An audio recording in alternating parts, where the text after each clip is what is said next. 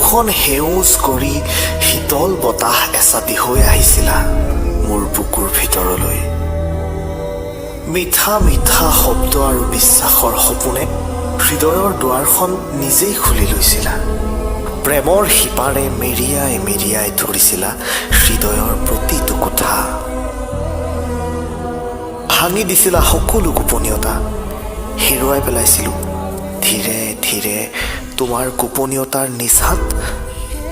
এটা সুৰ বাজিছিল বুকুৱে বুকুৱে, আজিতো সকলোবোৰ সোঁৱৰণি। প্ৰতাৰক, প্ৰবঞ্চক নে তুমি চতুৰ অভিনেত্ৰী, সঁচাই তুমি মায়াবিনী। কোন তুমি? ৰহস্যবোৰ উদঙাই এবাৰ কোৱা নে মোক পাহৰিলাই? মোৰ এই যন্ত্ৰণাক কি নাম দিম?